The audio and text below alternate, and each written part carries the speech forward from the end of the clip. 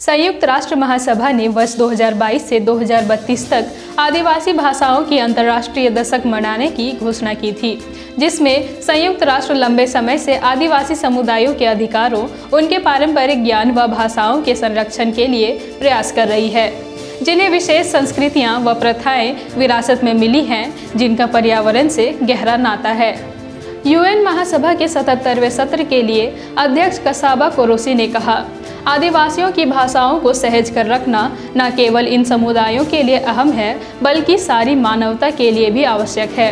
लुप्त हो जाने वाली हर एक आदिवासी भाषा के साथ ही उससे जुड़ा विचार, संस्कृति, परंपरा और ज्ञान भी खो जाता है। आदिवासी भाषाओं के संरक्षण पर कसाबा आगे कहते हैं, यह इसलिए मायने रखता है चूँकि हमें पर्यावरण के साथ अपने संबंध में आमूलचूल परिवर्तन करने की आवश्यकता है।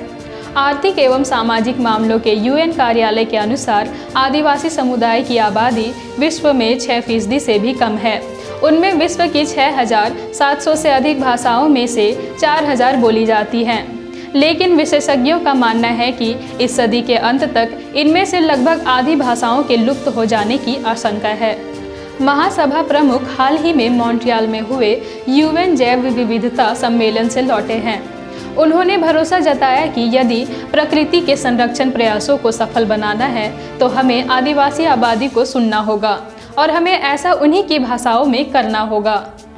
कसाबा कोरोसी ने खाद्य एवं कृषि संगठन के आंकड़ों का उल्लेख करते हुए बताया कि आदिवासी लोग विश्व में शेष जैव विविधता के लगभग 80% के रखवाले हैं।